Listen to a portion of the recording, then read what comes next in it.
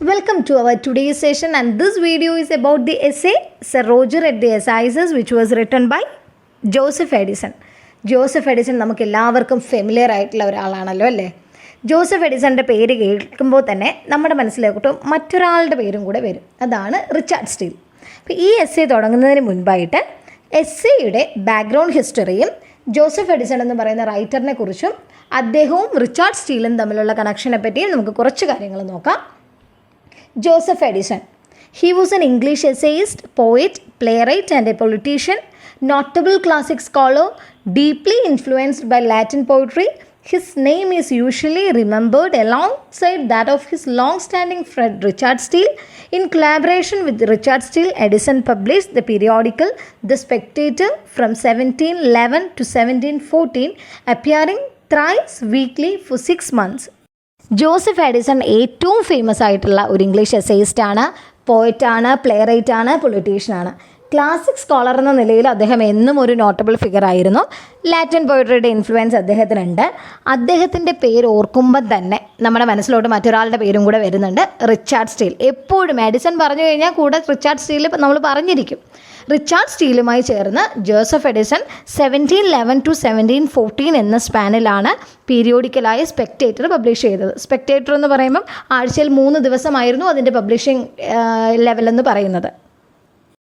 Declared the aim of the Spectator to enliven morality with wit and to temper wit with morality. Spectator എന്ന് പറയുന്ന പീരിയോഡിക്കലിൻ്റെ aim തന്നെ enliven morality with wit and to temper wit with morality എന്നതായിരുന്നു. Edison's other notable literary production during this period was his tragedy Cato, which was published in the year 1713. And it was a blank verse tragedy. Themes are relevant to Edison's age: individual liberty versus government tyranny, republicanism versus monarchism, etc. And the other work is Early Wars, The Campaign, which was written in 1704. അപ്പോൾ എഡിസൻ്റെ ആ ടൈമിൽ ഈ നമ്മുടെ spectator publish ചെയ്ത ടൈമിലുള്ള അദ്ദേഹത്തിൻ്റെ വർക്കായിരുന്നു കേറ്റോ എന്നുള്ളത്.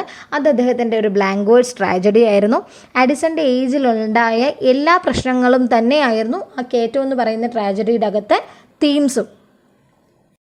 Edison's ambition was to bring philosophy from colleges and libraries to clubs and coffee houses.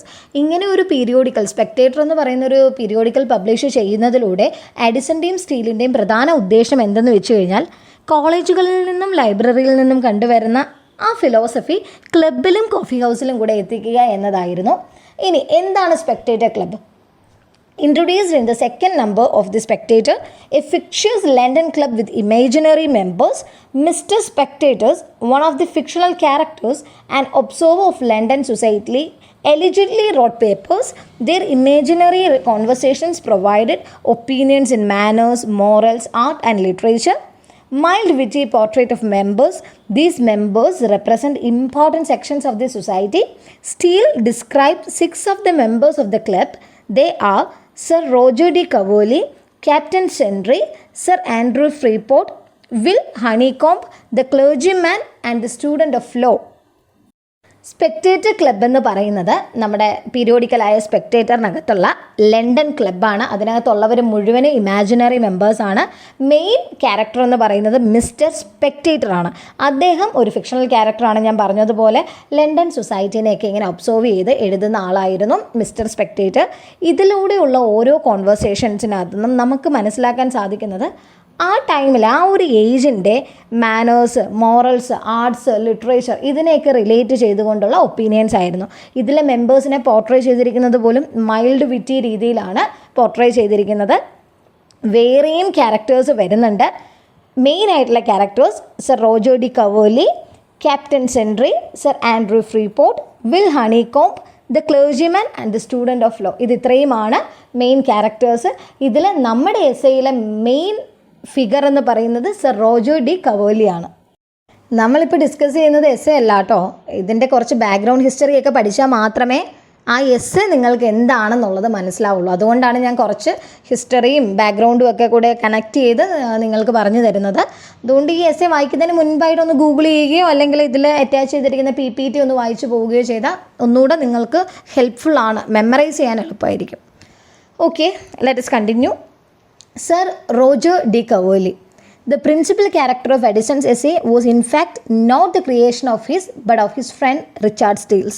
In the essay of the club, Steele gave us the bare sketch of the basic characteristics of Sir Roger de Coverley, an imaginary eccentric all-country knight who frequented the Spectator Club in London. But what proficiency goes to Edison is that he gave the character life, interest and adventure and cast over it the charm of his pleasant humor. Thus, Sir Roger occupied the prime place in most of the essays of Edison. അപ്പോൾ പറയുന്നത് sir Roger de കവേർലി ആരാണെന്നുള്ളതാണ്. നമ്മുടെ എഡിസൻ്റെ എല്ലാ എസ്സേയിലെയും main ക്യാരക്ടറാണ് sir Roger de കവേർലി. പക്ഷേ ഈ ക്യാരക്ടറിന് ജീവൻ കൊടുത്തത് Edison അല്ല, റിച്ചാർഡ് സ്റ്റീലാണ്. റിച്ചാർഡ് സ്റ്റീലാണ് ആദ്യമായി ഈ ക്യാരക്ടറിനെ ഇൻട്രൊഡ്യൂസ് ചെയ്യുന്നത്.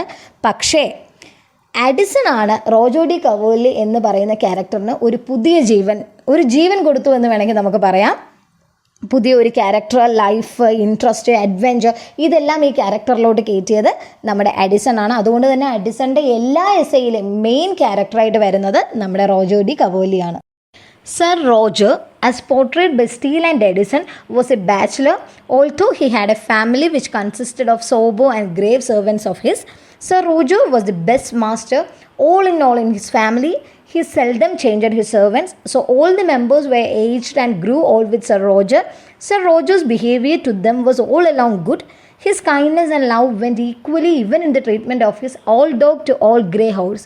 None of both creatures was useful, yet they were kept with great care and tenderness regarding their past services. Sir Roger de കവേർലിനെ സ്റ്റീലും എഡിസണും പോർട്രേ ചെയ്യുന്നത് ഒരു വെൽ സെറ്റിൽഡ് ബാച്ചിലർ മാനായിട്ടാണ്. അദ്ദേഹം നല്ല ഒരു മാസ്റ്ററാണ്. ആ ഫാമിലിയുടെ എല്ലാമാണ് അദ്ദേഹം. സമാധാനപ്രിയനായ, നാട്ടുകാർക്കും വീട്ടുകാർക്കും ഏറെ പ്രിയപ്പെട്ടവനായ ഒരാളാണ് നമ്മുടെ റോജർ ഡി കവേർലി എന്ന് പറയുന്നത്. അദ്ദേഹം വീട്ടിലെ സെർവൻസിനെ പോലും മാറ്റാറില്ലായിരുന്നു. അതുകൊണ്ട് തന്നെ എല്ലാ സെർവൻസും അദ്ദേഹത്തിനോടൊപ്പം പ്രായമായി വരികയായിരുന്നു. വീട്ടിലെ എല്ലാവരോടും അദ്ദേഹം ഭയങ്കര ഈക്വലായിട്ടാണ് കെയർ ചെയ്തത്. ഇപ്പം വീട്ടിൽ ഒരു കാര്യവും യൂസ്ലെസ് ആണ്, ഇത് ആവശ്യമില്ല എന്ന് കരുതി അദ്ദേഹം മാറ്റി വെക്കാറില്ല. എല്ലാത്തിനെയും പാസ്റ്റ് സർവീസസ് ഡിപ്പെൻഡ് ചെയ്ത് എല്ലാത്തിനെയും അദ്ദേഹത്തിൻ്റെ അടുത്തേക്ക് തന്നെ കെയർ ചെയ്ത് പാമ്പർ ചെയ്ത് വെക്കുന്ന ഒരാളായിരുന്നു. അതാണ് അദ്ദേഹം പ്രായമായ ഓൾഡ് ഡോഗിനെയും പട്ടീനെയും കുതിരേനെയും പോലും അദ്ദേഹം മാറ്റി നിർത്തിയിട്ടില്ല. അത് യൂസ്ലെസ് ആണെന്ന് പറഞ്ഞ് മാറ്റി നിർത്തിയിട്ടില്ല. അതിനെയെല്ലാം അതിൻ്റെ പാസ്റ്റ് സർവീസസിനെ ഡിപ്പെൻഡ് ചെയ്ത് അദ്ദേഹത്തോട് ചേർത്താണ് നിൽക്കുന്നത്. അത്രയും നല്ല ഒരു മനുഷ്യനാണെന്നാണ് സർ റോജർ ഡി കവേർലിയുടെ ഈ ഒരു ഡിസ്ക്രിപ്ഷനിലൂടെ നമുക്ക് മനസ്സിലാവുന്നത്. ഈ റോജർ ഡി കവേർലിയാണ് Sir Roger at the assizes എന്ന് പറയുന്ന നമ്മുടെ എസ്സേയിലെ മെയിൻ ക്യാരക്ടറായിട്ട് വരുന്നത്. Now let us move on to our essay, Sir Roger at the Assizes.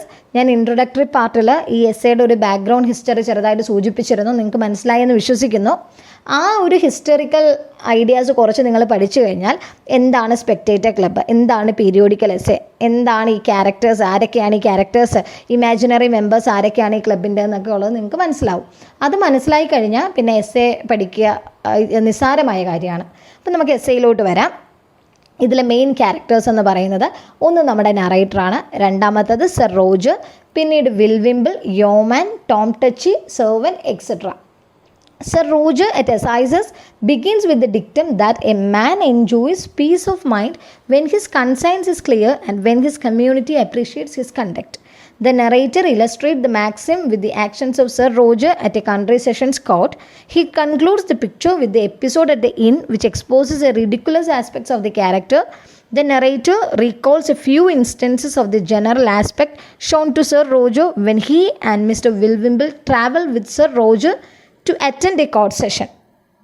നമ്മുടെ എസ്സേ തുടങ്ങുന്നത് തന്നെ സർ റോജർ അദ്ദേഹത്തിൻ്റെ ലൈഫിലെ ഓരോ സിറ്റുവേഷനിലും എത്രത്തോളം ബെസ്റ്റ് ആണ് എന്ന് കൺഫേം ചെയ്തുകൊണ്ടാണ് ഈ എസ്സേ തുടങ്ങുന്നത്.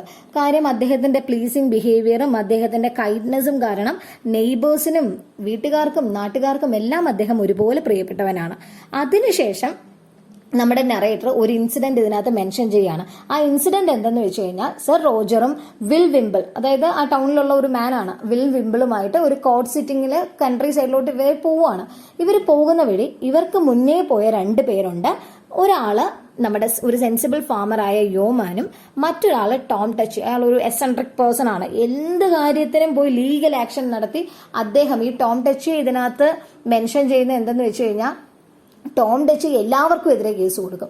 ഒരു കാര്യമില്ലെങ്കിലും അദ്ദേഹം കേസ് കൊടുക്കാത്ത ഒരാളും അവിടെ ഇല്ല എന്നാണ് ഒരു ഹ്യൂമറിസ്റ്റിക് സ്റ്റൈലിൽ നമ്മുടെ നറേറ്റർ പറയുന്നത്. അപ്പോൾ ഇവർ പോകുന്ന വഴി, വിൽ വിംബിളും സർ റോജർ ഡി കവോലിയും നമ്മുടെ നറേറ്ററും പോകുന്ന വഴി ഈ രണ്ടുപേരെ കാണും. നമ്മുടെ ഫാമറിനെയും കാണും, ടോം ടച്ചിനെയും കാണും. ഫാമറിനെ ഇതിനകത്ത് ഡിഫൈൻ ചെയ്യുന്നത് എന്തെന്ന് വെച്ച് കഴിഞ്ഞാൽ, ഫാമർ നല്ല ഒരു മനുഷ്യനായേനെ, നല്ലൊരു നെയ്ബർ ആയേനെ, പക്ഷെ ഫുഡിന് വേണ്ടി അദ്ദേഹം ഓരോ ബേർഡ്സിനെയും ഹണ്ട് ചെയ്ത് അതിനെ ഫുഡ് ആക്കാറുണ്ട്. അതുകൊണ്ട് തന്നെ നമ്മുടെ ഫാമറിനെ ഇതിനകത്ത് ഡിഫൈൻ ചെയ്യുന്ന ഒരു ഹണ്ടർ, ഒരു സെൻസിബിൾ ഫാമർ ആണ്. പക്ഷേ he kills too many partridges for food. ആഹാരത്തിന് വേണ്ടി ഒരുപാട് ബേർഡ്സിനെ ഈ ഫാമർ കൊന്നുകളയും. The other is Tom Touchy, an eccentric person who takes legal action against everyone. ഞാൻ നേരത്തെ പറഞ്ഞ പോലെ അടുത്ത ആള് ടോം ടച്ചി ആണ്. എല്ലാവർക്കും എതിരെ ലീഗൽ ആക്ഷൻ എടുത്ത് നടക്കുന്ന ആളാണ് ഈ ടോം ടച്ചി. ലീഗൽ ആക്ഷൻസിന്റെ കാര്യം പറയാനാണെന്നുണ്ടെങ്കിൽ ഇതിനകത്ത് ഈ ടോം പ്രോസിക്യൂട്ട് ചെയ്തിട്ടുള്ള 2 വ്യക്തികളെ പറ്റി പറയുന്നുണ്ട്. അവരെന്തോ വേലി പൊളിച്ചു എന്നും പറഞ്ഞിട്ട് ടോം അവർക്കെതിരെ, ആ 2 മനുഷ്യർക്കെതിരെ പോയി കേസ് കൊടുക്കും. ആ കേസിലൂടെ ടോമിന് ഒരുപാട് നഷ്ടങ്ങൾ ഉണ്ടാകും.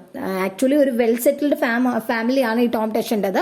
പക്ഷേ കേസ് നടത്തി ഉള്ളതെല്ലാം നശിപ്പിച്ചിരിക്കുന്ന ഒരു അവസ്ഥയിലാണ് ടോമിനെ നമുക്ക് ഇതിനകത്ത് കാണാൻ പറ്റുന്നത്. കാര്യം ഈ ഒരു വേലിയുടെ പ്രശ്നം വന്നപ്പോൾ തന്നെ ടോമിന് ആ സ്ഥലം വിറ്റിട്ട് വേണമായിരുന്നു ആ കേസ് നടത്തേണ്ടി വന്നത്. അത്രയും എന്താ പറയുക, പെറ്റി കേസുകളും അങ്ങനെ ഒരുപാട് പെറ്റി കേസുകളിൽ ഇങ്ങനെ ടൈപ്പായി നിൽക്കുന്ന ഒരു ക്യാരക്ടറാണ് നമ്മുടെ ടോമിൻ്റെത്. പിന്നീട് നമ്മുടെ വിൽ വിംബിളും ടോം ടച്ചും തമ്മിൽ ഒരു ഡിസ്പ്യൂട്ട് ഉണ്ടാകും. അതൊരു ഫിഷിങ്ങിനെ ബേസ് ചെയ്തിട്ടായിരുന്നു. നമ്മുടെ വിൽ വിംബിൾ അദ്ദേഹത്തിന്റെ ഫിഷിംഗ് ഒരു ഇൻസിഡന്റ് ടോം ടച്ചുമായിട്ട് ഷെയർ ചെയ്യുമ്പോഴത്തേക്കും കേൾക്കുന്നതിന് മുന്നേ ആയിട്ട് ടോം ടച്ച് എന്നിട്ട് പറയും ആ ഒരു റിവറിൽ ഫിഷിംഗ് ചെയ്തത് തന്നെ തെറ്റാണ് എന്ന രീതിയിൽ ഇവരൊരു ഡിസ്പ്യൂട്ട് ഉണ്ടാകും. ആ ഡിസ്പ്യൂട്ടിനെ കുറിച്ച് ഈ 2 men had opposing opinions. 2 പേർക്കും പരസ്പരം ഭയങ്കര ഡിസ്പ്യൂട്ടാകും. കാരണം 2 പേരുടെ ഒപ്പീനിയൻസ് ഭയങ്കര ഒപ്പോസിംഗ് ആയിട്ടായിരുന്നു നിന്നത്. അപ്പൊ ഇവർക്ക് ഇതിനൊരു പരിഹാരം കണ്ടെത്താനായി നമ്മുടെ റോജറിന്റെ അടുത്തോട്ട് ചെല്ലുകയും റോജറിന്റെ റിപ്ലൈ എന്തെന്ന് പറഞ്ഞാൽ much might be said on both sides. ഇങ്ങനെ ഒരു റിപ്ലൈ ആണ് അദ്ദേഹം പറയുന്നത്. അതായത് ആ റിപ്ലൈ നമ്മുടെ ഈ വിൽ വിംബിളിനെയും ടോം ടച്ചിനെയും ദേഷ്യപ്പെടുത്തുന്ന ഒരു റിപ്ലൈ ആയിരുന്നില്ല. അവരെ 2 പേരെ ഒരേപോലെ സാറ്റിസ്ഫൈ ചെയ്യുന്ന 2 പേരുടെയും ഭാഗത്ത് ന്യായമുണ്ട് എന്ന രീതിയിൽ പറയുന്ന ഒരു റിപ്ലൈ ആയിരുന്നു നമ്മുടെ ടോം ടച്ച് കൊടുത്തത്. ടോം ടച്ചിനും വിൽ വിംബിളിനോടും നമ്മുടെ സർ റോജറിൽ നിന്ന് ലഭിച്ചത്. അതുകൊണ്ട് 2 പേരും ഒഫൻസീവ് ആയില്ല, 2 പേരും ഒരേപോലെ സാറ്റിസ്ഫൈഡ് ആയി. പിന്നീട് പറയുന്നത് കോർട്ട് സീനാണ്. കോർട്ട് സീൻ എന്ന് പറയുമ്പം ഇവർ നമ്മുടെ റോജറിന്റെ കമ്പാനിയൻസും കോർട്ടിലോട്ട് എത്തുമ്പോഴത്തേക്കും അവിടെ ഏകദേശം ഈ ഒരു കോർട്ടിന്റെ പ്രൊസീജിയേഴ്സ് ഒക്കെ ഓൾറെഡി സ്റ്റാർട്ട് ചെയ്ത് കഴിഞ്ഞിരുന്നു. The proceedings of the court had already started by the time sir Roger and his companions reached. When the session were about to end, the knight stood up and made a short speech. The speech was insignificant, but its purpose had been to inform the court about anything, but only to impress the author and the assembly. ഇവർ ഈ കോർട്ടിലെത്തി കുറച്ചു നേരം അവിടെയെല്ലാം നിന്നതിന് ശേഷം അപ്പോൾ അവരുടെ proceedings എല്ലാം start ചെയ്തിരുന്നു കോർട്ടിൽ ഏകദേശം ഇവരെത്തുന്ന സമയമായപ്പോഴത്തേക്കും. പക്ഷേ ഈ പ്രൊസീഡിങ്സ് എൻഡ് ചെയ്യുന്നതിന് മുന്നേ ആയി നമ്മുടെ റോജർ എണീക്കുകയും ഒരു ഷോർട്ട് സ്പീച്ച് ഡെലിവറി ചെയ്യുകയും ചെയ്തു. ആ സ്പീച്ച് സത്യം പറഞ്ഞാൽ സിഗ്നിഫിക്കന്റ് ആയിരുന്നില്ല, ആ ഒരു സിറ്റുവേഷന് യോജിക്കുന്നതായിരുന്നില്ല. എന്നിരുന്നാൽ കൂടി അദ്ദേഹത്തിന്റെ ഈ സ്പീച്ച് അവിടെ ഇരുന്ന എല്ലാവരെയും ഇംപ്രസ് ചെയ്തു. ആളുകളൊക്കെ ഇങ്ങനെ ക്യൂ ആയിരുന്നു അദ്ദേഹത്തിനെ അഡ്മയർ ചെയ്യുകയും അദ്ദേഹത്തിനെ ആരാദ്യം വന്ന് അദ്ദേഹത്തിനെ കൺഗ്രാജുലേറ്റ് ചെയ്യും, ആരാദ്യം വന്ന് അദ്ദേഹത്തിനെ വിഷ് ചെയ്യും എന്ന രീതിയിൽ ഈ നമ്മുടെ നറേറ്റർ പറയുകയാണ്, I was highly delighted when the crowd rose to see the gentlemen of the country gathering about my old friend and striving who should compliment him the most. ആര് അദ്ദേഹത്തിനെ ആദ്യം വന്ന് കോംപ്ലിമെന്റ് ചെയ്യും, ആര് അദ്ദേഹത്തിനെ ആദ്യം വന്ന് കൺഗ്രാജുലേറ്റ് ചെയ്യും എന്ന രീതിയിൽ ആളുകൾ അവിടെ മത്സരിക്കുകയായിരുന്നു എന്ന് പറയുകയാണ് റോജറിന്റെ സ്പീച്ച് കേട്ടതിന് ശേഷം. അതിൽ നിന്ന് തന്നെ നമുക്ക് മനസ്സിലാക്കാൻ സാധിക്കും എത്രത്തോളം ബെസ്റ്റ് ആണ് ആളുകളുടെ ഇടയിൽ നമ്മുടെ റോജറിന്റെ സ്ഥാനം എന്നുള്ളത്. അവർ ഈ കോർട്ടിൽ നിന്ന് തിരിച്ചു വരികയാണ്. നമ്മുടെ റോജറും അദ്ദേഹത്തിന്റെ കമ്പാനിയൻസും കോർട്ടിൽ നിന്ന് തിരിച്ചു വരുമ്പോഴത്തേക്കും വഴിയിൽ കാണുന്ന ഒരു സത്രത്തിൽ അവർ റെസ്റ്റ് ചെയ്യാൻ പോവാണ്. എന്ന് മെൻഷൻ ചെയ്യുന്നത് സത്രത്തിനെയാണ്. അവിടെ ചെല്ലുമ്പോഴാണ് അറിയുന്നത് the inn was owned by a former servant of sir Roger. നമ്മുടെ റോജറിന്റെ പഴയ ഒരു സെർവന്റ്, അദ്ദേഹത്തിനെ ഗാർഡ് ചെയ്ത ഒരു സെർവന്റിൻ്റെതായിരുന്നു ആ സത്രം. ആ സത്രത്തിന്റെ ഓണർ അദ്ദേഹമായിരുന്നു. ഈ മാസ്റ്ററിനോടുള്ള റോജറിനോടുള്ള അതിയായ ഒരു യജമാന സ്നേഹത്താൽ അവരുടെ ആ സത്രത്തിന്റെ അവിടെ പെയിന്റ് ചെയ്ത് വെച്ചിരുന്നത് സർ റോജറിന്റെ ഹെഡിന്റെ ഇമേജ് ആയിരുന്നു, സർ റോജറിനെ ആയിരുന്നു. അവിടെ ആ ഒരു സൈൻ പോസ്റ്റിൽ അവർ ഡ്രോ ചെയ്ത് വെച്ചത് റോജറിന്റെ പെർമിഷൻ ഇല്ലാതെ നമ്മുടെ റോജറിന്റെ പോർട്രേറ്റ് ആയിരുന്നു അവിടെ വെച്ചിരുന്നത്. ഇത് കണ്ട് When he came to know of it, Sir Roger had arranged the features on this painting to be altered to resemble a frowning Saracen. അതായത് ഇതിനു ശേഷം നമ്മുടെ റോജർ വന്നിട്ട് തൻ്റെ അനുവാദമില്ലാതെയല്ലേ ഈ പോർട്രേറ്റ് എടുത്ത് വെച്ചത്. അതുകൊണ്ട് അതിൽ കുറച്ച് ഓൾട്ടറിങ് ഒക്കെ വരുത്താനായിട്ട് നമ്മുടെ ഇൻ ഓണറിനോട് പറയുകയാണ്, ഈ സത്രത്തിൻ്റെ ഉടമസ്ഥനോട് അതിൽ കുറച്ച് ചേഞ്ചസ് ഒക്കെ വരുത്താൻ പറയുകയാണ്. അങ്ങനെ ഇവർ ആ ഇമേജിന് കുറച്ച് ചേഞ്ചസ് ഒക്കെ വരുത്തിയിട്ട് പിന്നീട് കാണിക്കുന്നത് ഈ ചേഞ്ചസ് വരുത്തിയ ഇമേജാണ്. ഈ ഓൾട്ടർ ചെയ്ത പിക്ചറുമായിട്ട് അവർ വരികയാണ്. The altered painting was brought in but it still resembled him. എത്ര ഓൾട്ടറേഷൻ വരുത്തിയിട്ടും അതിൽ ആ പിക്ചർ നമ്മുടെ റോജറിനായിട്ട് സിമിലർ ആയിട്ട് തന്നെയാണ് ഇരിക്കുന്നത്. When Sir Roger wanted the author to tell him whether or not the monstrous picture look like his, the narrator, exercising the same diplomacy that the knight had employed earlier, said much might be said on both sides. ഇപ്പം നമ്മുടെ Roger വീണ്ടും റൈറ്ററിനോട് ചോദിക്കുകയാണ്, ഈ monstrous picture പോലെ തന്നെയാണോ എന്നെ കാണാനായിട്ട്, ഇതുമായിട്ട് റിസംബിൾ ആണോ ഞാൻ എന്ന് ചോദിക്കുമ്പോൾ നമ്മുടെ റോജറിൻ്റെ അടുത്ത് റൈറ്റർ കൊടുക്കുന്ന റിപ്ലൈ എന്ന് പറയുന്നത് ഡിപ്ലോമാറ്റിക് ആയിട്ടുള്ള ഒരു സ്റ്റേജിൽ റോജർ എടുത്തിട്ടുള്ള ആ ഒരു റിപ്ലൈ ഇല്ലേ, വിൽ വിംബിളും ടോം ടച്ചിയുമായിട്ടുണ്ടാകുന്ന ആ ഒരു ഡിസ്പ്യൂട്ടിന്റെ ഇടയിൽ നമ്മുടെ റോജർ കൊടുക്കുന്ന ഒരു റിപ്ലൈ ഉണ്ട്. രണ്ട് പേരുടെ ഭാഗവും ന്യായീകരിച്ചുകൊണ്ട് ഡിപ്ലോമാറ്റിക് ആയിട്ട് നിന്ന് കൊടുക്കുന്ന സെയിം റിപ്ലൈ ആണ് ഇവിടെ നമ്മുടെ ഓതർ റോജറിന് വേണ്ടി കൊടുക്കുന്നത്. Much might be said on both sides, ആ റിപ്ലൈ ആണ് കൊടുക്കുന്നത്. എഡിസന്റെ എസ്സേ ആയ sir Roger at the assizes എന്നുള്ളതിനകത്ത് നമുക്ക് വളരെ കീനായിട്ടുള്ള ഒബ്സർവേഷൻസും അദ്ദേഹത്തിന്റെ ക്യാരക്ടറൈസേഷൻസും നമുക്ക് മനസ്സിലാക്കാൻ സാധിക്കുന്നു. എല്ലാ ആളുകളെയും എല്ലാ ഇവന്റ്സിനെയും ഹ്യൂമറായിട്ടും ലൈറ്റ് ഹാർട്ടഡ് സെറ്റയറായിട്ടും ഒരു തരത്തിലുള്ള പ്രാസരൂപേണയാണ് നമ്മുടെ എഡിസൺ പ്രസന്റ് ചെയ്യുന്നത്. സർ റോജറിനെ ഒരു ഐഡിയൽ കൺട്രി ജെന്റിൽമാൻ ആയിട്ടാണ് പ്രസന്റ് ചെയ്യുന്നതെങ്കിൽ പോലും അദ്ദേഹത്തിനെ നല്ല ഒരു ബെസ്റ്റ് കൈൻഡ് ഓഫ് മാൻ, ആളുകൾക്കും വീട്ടുകാർക്കും എല്ലാവർക്കും ഇഷ്ടപ്പെടുന്ന ഒരു നല്ലൊരു മനുഷ്യനായിട്ടാണ് അദ്ദേഹത്തിനെ ചിത്രീകരിക്കുന്നത്. Everyone loves him because of his compassion, sense of humour and ability to please people. എല്ലാവർക്കും അദ്ദേഹത്തിനെ ഇഷ്ടപ്പെടുന്നത് ഈ ഒരു കാരണങ്ങൾ കൊണ്ടാണ്.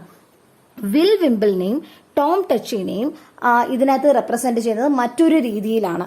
അതായത് നമ്മുടെ വിൽ വിംബിളിന്റെയും ടോം ടച്ചിയുടെയും ഡിസ്പ്യൂട്ടിന് നമ്മുടെ റോജർ കൊടുക്കുന്ന ഒരു മറുപടി ഇല്ലേ, ആ മറുപടിയിലൂടെ നമുക്ക് അദ്ദേഹം ഇങ്ങനെ രണ്ടുപേരെയും പ്ലീസ് ചെയ്യുന്നതായിട്ടും നമുക്ക് മനസ്സിലാക്കാൻ സാധിക്കുന്നുണ്ട്.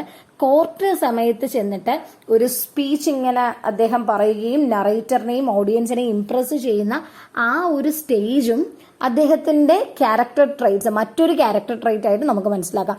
എഡിസൺ അത് വളരെ മനോഹരമായ രീതിയിലാണ് ഈ എസ്സേയിലൂടെ നമ്മുടെ മുന്നിലേക്ക് പോർട്രേ ചെയ്യുന്നത്. വളരെ സ്കിൽഫുൾ ആയിട്ടുള്ള രീതിയിലാണ് റോജറിന്റെ ഓരോ ക്യാരക്ടർ ട്രേറ്റ്സും അദ്ദേഹത്തിന്റെ കറക്റ്റ് പെക്യുലർ ആയിട്ടുള്ള ക്യാരക്ടർ ട്രേറ്റ്സ് എഡിസൺ പോർട്രേ ചെയ്യുന്നത് വളരെ സ്കിൽഫുൾ ആയിട്ടുള്ള രീതിയിലാണ്. മാത്രമല്ല ഇതിനകത്ത് ഒരുപാട് സെറ്റേറിക്കൽ ടോൺ നമുക്ക് ഈ എസ്സേയുടെ ഉടനീളം കാണാൻ സാധിക്കുന്നുണ്ട്. ഇവിടെ ഒരു ഫാമറിനെ, നമ്മുടെ യോമാൻ ഇല്ലേ, ഫാമറിനെ സെൻസിബിൾ ആയിട്ടും ഹോണസ്റ്റ് ആയിട്ടാണ് കാണിക്കുന്നത്. പക്ഷെ ഒരുപാട് പക്ഷികളെ കൊന്ന് ഫുഡ് കണ്ടെത്തുന്ന ഒരാളായിട്ടാണ് ഇതിനകത്ത് പോർട്രേ ചെയ്തിരിക്കുന്നത്. അത് ഇംഗ്ലീഷ് കൺട്രിമാനെ കറക്റ്റ് റെപ്രസെന്റേറ്റ് ചെയ്യുന്നതാണ് ഈ ഫാമർ എന്ന് പറയുന്ന ഫിഗർ ഉപയോഗിച്ചുകൊണ്ട്. മാത്രമല്ല ഇതിനകത്ത് കാണിക്കുന്ന ഒരു കോർട്ട് മാനിയാക്ക് ഇല്ലേ, സ്വന്തമായി എല്ലാവരെയും കേസിൽ പെടുത്തി കേസ് കൊണ്ട് സ്വയം ഇങ്ങനെ പെറ്റി കേസിൽ പെട്ടുപോയി എല്ലാം നഷ്ടപ്പെട്ട് നിൽക്കുന്ന ആ ഒരു മനുഷ്യനെയും ആ ഒരു ഏജിന്റെ റെപ്രസെന്റേഷൻ ആണ്, എഡിസന്റെ ഏജിന്റെ ഒരു റെപ്രസെന്റേഷൻ ആയിട്ട് തന്നെയാണ് കാണിക്കുന്നത്. ഓരോ ക്യാരക്ടർ സ്കെച്ചസും എഡിസന്റെ നറേറ്റീവ് പവറിനെയും അദ്ദേഹത്തിന്റെ സെൻസ് ഓഫ് സെറ്റയറിനെയുമാണ് കാണിക്കുന്നത്. Addison's elegant, lucid, vigorous style is another endearing characteristics of his essay. Above all, Addison's moral sense and reformist zeal give his essays a lasting appeal. Addison's writing skillum, Addison's ആ ഒരു characteristic സ്കില്ലൊക്കെ എന്ന് പറയുന്നത് ഈ എസ്സേനെ കൂടുതൽ മനോഹരമാക്കുന്നതാണ്. ഒന്നുകൂടി ഈ essay വായിക്കുക, അപ്പം നിങ്ങൾക്ക് നല്ല രീതിയിൽ ഇത് മനസ്സിലാക്കും.